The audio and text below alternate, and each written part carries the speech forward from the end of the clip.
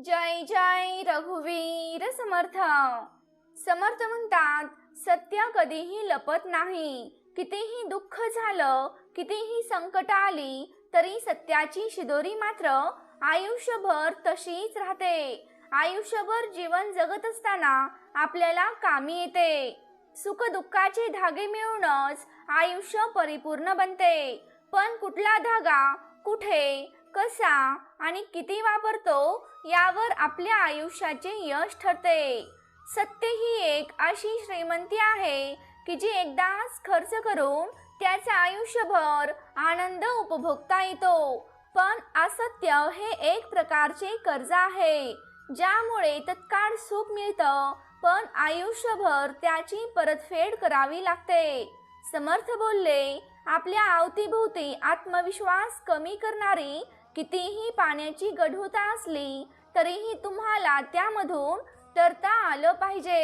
एकदा का तुम्ही 25 वर्षाचे झालात की सकाळी लवकर उठवण्यासाठी तुम्हाला अलार्म लावायची गरज नाही, कारण तुमचे प्रॉब्लेम्स आणि तुमच्या जबाबदाऱ्याच तुम्हाला लवकर उठवण्यास भाग पाडतात।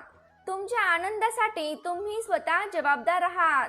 जर तुम्ही आनंदी होण्यासाठी दुसऱ्यांवर अवलंबून राहाल तर तुमच्या हातात फक्त निराशाच असेल। मित्रांनो, लोक जेव्हा तुमच्याशी बोलणं बंद करतात तेव्हा ते तुमच्याविषयी बोलायला सुरुवात करतात। तुम्ही किती खरे आहात हे जर तुम्हाला लोकांना पटवून सांगावं लागत असेल तर तुम्ही खरोखरच आतमधून खोटे आहात। मित्रांनो, वेळेप्रमाणे रंग बदलणाऱ्या लोकांवर कधीच विश्वास ठेवू नका। वेळ कोणतीही असू द्यात, पण जे कधीच बदलत नाहीत ना, अशा लोकांवर विश्वास ठेवा। समर्थ म्हणतात, परमेश्वर काही ठराविक कारणांसाठीच लोकांना तुमच्या आयुष्यामध्ये पाठवतो आणि चांगल्या कारणांसाठी काही लोकांना तुमच्या आयुष्यातून काढून टाकतो। आणि हेच त्रिवार सत्य आहे आणि हेच सत्य आपण स्वीकारलं पाहिजे। काही लोक नकली फुलाप्रमाणे असतात, लांबून फार सुंदर दिसतात, पण जवळ गेलं की त्यांची असलियता कळून येते। म्हणून अशा लोकांपासून खूप दूर राहिलेलंच बरं। मित्रांनो, लोक काय म्हणतील याची पर्वा करायची सोडून दिली असेल तर नक्कीच तुम्ही यशाची पायरी चढली असेल। तुम्हाला माझी किती काळजी आहे, तुमचं माझ्यावर किती प्रेम आहे हे दाखवण्यासाठी माझ्या मृत्यूची वाट बघू नका। मी जिवंत असताना मला कळू द्या की तुमचं माझ्यावर किती प्रेम आहे। बंगल्याची श्रीमंती कधीच कोणाच्या कामाला येत नाही आणि चालता बोलता दिलेली वाटी कधीच रिकामी येत नाही। मित्रांनो, चांगले कर्म करा, कारण आपण केलेले वाईट कर्म हजारो जन्म गेले तरी पण आपला पिच्छा सोडत नाहीत। शेकडो वर्षे संपली तरीही आज कोणीच आपल्या मुलीचं नाव कैकई आणि मंथरा ठेवत नाही। वाईट कर्मामुळे आज सुद्धा होळीच्या दिवशी रावणाला जाळलं जातं। का जाळलं जातं तर याची तुम्हाला सांगायची गरज नाही। दुसऱ्याच्या मनातील भावना कळायला आपलं मन निर्दोष असावं लागतं। जर आपल्याच मनात दोष असेल तर दुसऱ्यांच्या मनातील चांगल्या भावना आपल्याला कशा कळतील, हे प्रत्येकाने आपापल्या मनाला विचारलं पाहिजे। मित्रांनो, जेव्हा तुम्हाला तुमचं मन साथ देतं ना, तेव्हा कितीही मोठं दुःख असू द्यात, तुमच्या आयुष्यामध्ये कितीही मोठं दुःख आलेलं असेल, ते पेलण्यासाठी तुमच्यासोबत स्वतः परमेश्वर हजर असतो आणि तोच परमेश्वर तुम्हाला संसारूपी महासागरातून म्हणजेच ऐलतीरावरून पैलतीराला नेतो। म्हणूनच आपल्यावर आलेली संकट, आपल्यावर आलेली दुःख, आपलं दारिद्र्य हे जणू काही सुख येण्याची चिन्ह आहेत। हे समजून आपण आपलं आयुष्य आनंदाने जगायला पाहिजे। भक्तांनो, समर्थ म्हणतात, आपल्यावर आलेली दुःख, संकट जणू काही आपल्याला देवाजवळ नेण्यासाठीच प्रवृत्त करत असतात आणि जेव्हा दुःख येतं ना तेव्हा सुख सुद्धा येतं। समर्थ म्हणतात, आपल्या आयुष्यात जेवढी मोठं दुःख असतील ना, तेवढ्याच मोठ्या सुखाचीही प्राप्ती होते. म्हणून सद्गुरु नामाचा उच्चार आपण आपल्या आयुष्यामध्ये जपला पाहिजे. सद्गुरु नाम घेतलं पाहिजे. मित्रांनो, आयुष्यात येणाऱ्या संकटांना तोंड देण्यासाठी सज्ज रहा, जेणेकरून आपले हितचिंतक आपल्या सोबत असतील आणि तेच आपले परमेश्वर असतील.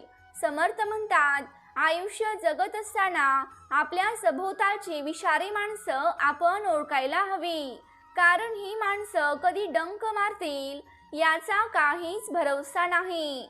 हे कलियुग आहे आणि जरी कलियुग चालू असलं तरी ज्या दिवशी तुम्ही सद्गुरूंचं नामस्मरण करणं बंद कराल त्या दिवशी तुमचा सर्वात दुःखाचा काळ असेल, कारण हा कली तुम्हाला त्याच्या जाळ्यात घेरून टाकेल, गिळंकृत करेल. म्हणूनच जोपर्यंत तुमच्या सोबत सद्गुरूंचं नामस्मरण आहे, समर्थांचं नामस्मरण आहे, परमेश्वराचं नामस्मरण आहे, तोपर्यंत तुम्हाला कसलीच भीती नाही.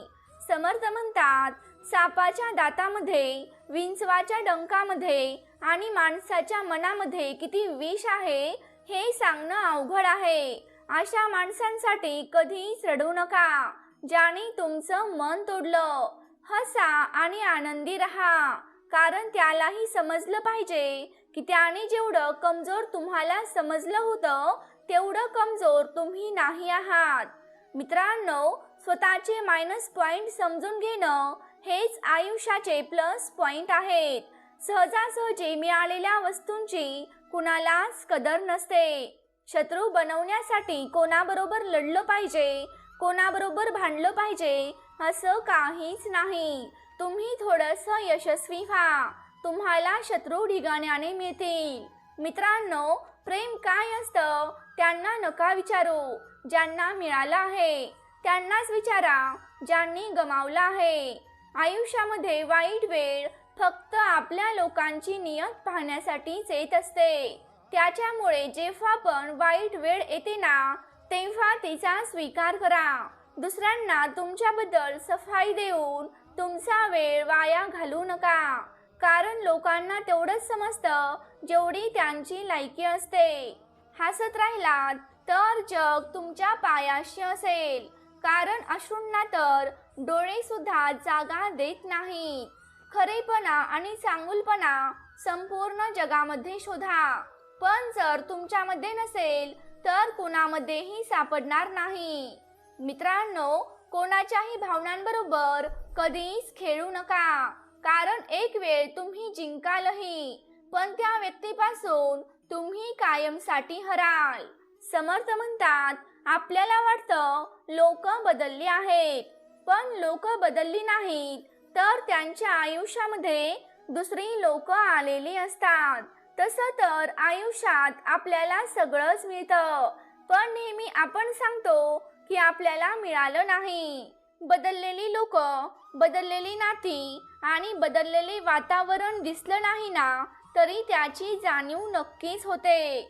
लोकांची एवढी पण कदर करू नका की लोक तुम्हाला मतलबी समजायला लागतील. समर्थ म्हणतात, मूडनुसार चालणारी लोक त्यांची इमेज लोकांच्या नजरेत कमी करून घेतात. त्यामुळे नेहमी मूड खराब असेल तरी पण शांत रहा. हे शांत राहणं हे एक संतांचं लक्षण आहे, आणि संत जर आपल्यात असले ना तर आपलं आयुष्य खूप आनंदी होतं. समर्थ म्हणतात, पुढे जाणारी माणसं कधीही कोणाच्या मार्गामध्ये अडथळा आणत नाहीत, आणि खरंच जे दुसऱ्यांच्या मार्गामध्ये अडथळे आणतात ते कधीच पुढे जात नाहीत. घमेंडीने स्वतःची मान उंच करू नका, कारण गोल्ड मेडल जिंकणारा मान खाली करूनच त्याला त्याचा स्वीकार करावा लागतो, हे लक्षात ठेवा.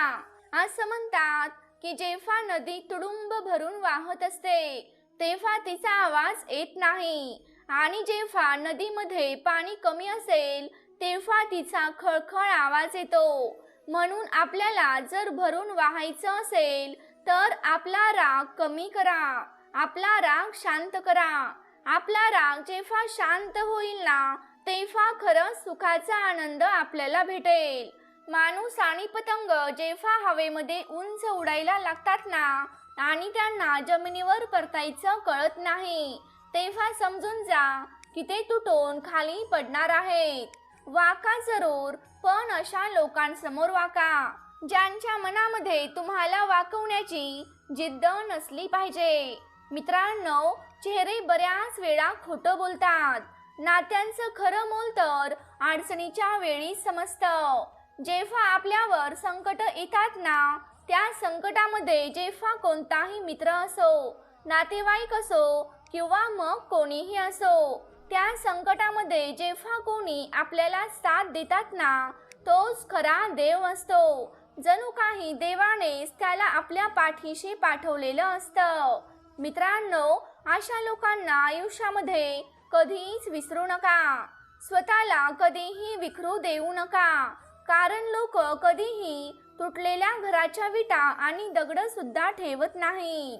नातं कितीही वाईट असलं तरीही ते तोडू नका, कारण पाणी कितीही खराब असलं ना तरी आपण ते पाणी पिऊ शकत नाही, पण आग तरी नक्कीच विझवू शकतो. मित्रांनो, पुढे येणाऱ्या कालावधीमध्ये आपण जर एकदा दुःखाची कांडी ओलांडली ना तर ते दुःखच होत जातं, आणि जर सुखाची भर घातली ना तर ते आयुष्यामध्ये सुखमय होऊन जातं. समर्थ म्हणतात, दुःख भोगणारा पुढे जाऊन सुखी होतो, पण दुःख देणारा कधी सुखी होऊ शकत नाही. म्हणूनच आपण कधीही सुख देणारे व्हावे, दुःख देणारे नको. दुःख देणारे आपले शत्रू असावेत, पण आपण नको. आपल्याला शत्रूंनी दुःख दिले तरी सुद्धा चालेल, पण शत्रूला आपण दुःख देऊ नये. रस्ते तर प्रत्येक ठिकाणी असतात, पण तुमच्यावर अवलंबून असतं की ते रस्ते पार करायचे की वाट पाहत बसायचं. हे खरंच आपल्यावर अवलंबून असतं. आपण हसून आपलं दुःख लपवण्याचा प्रयत्न करतो आणि लोक आपल्यासारखं बनण्याची इच्छा ठेवतात, आणि हेच तर आपला लकी पॉइंट असतो. जी गोष्ट तुम्हाला चॅलेंज करू शकते ना, तीच गोष्ट तुम्हाला चेंज करू शकते. म्हणूनच आजच्या या निरूपणामध्ये मी तुम्हाला फक्त एवढंच सांगेन की आपल्याला येणारी दुःख जणू काही आपल्याला चॅलेंज करत असतात की तुम्ही मोठे व्हा, खूप मोठे व्हा, एवढे मोठे व्हा की आभाळामध्ये तुमची भरारी होऊ द्या. पण भक्तांनो, जेव्हा आपली आभाळामध्ये भरारी होते ना, तेव्हा आपल्या खालच्या मातीला विसरू नका. आपले पाय नेहमी जमिनीवर ठेवावेत. आपला ज्या जमिनीवर जन्म झाला आहे ना, त्या जमिनीवरच आपला मृत्यू होणार आहे. त्याच्यामुळे कितीही मोठी भरारी घ्या, पण आपले पाय नेहमी जमिनीवर असले पाहिजेत. जय जय रघुवीर समर्थ. तर प्रेमळ भक्तांनो, तुम्हाला आजचा व्हिडिओ कसा वाटला हे मला कमेंट करून नक्की सांगा. तुम्ही जर आपल्या चॅनेलवरती नवीन असाल तर या चॅनेलला नक्की सबस्क्राईब करा. तसंच ती घंटी देखील वाजवायला विसरू नका, जेणेकरून आपल्या नवनवीन व्हिडिओंचं नोटिफिकेशन तुमच्यापर्यंत लवकरात लवकर पोहोचेल. जय जय रघुवीर समर्थ.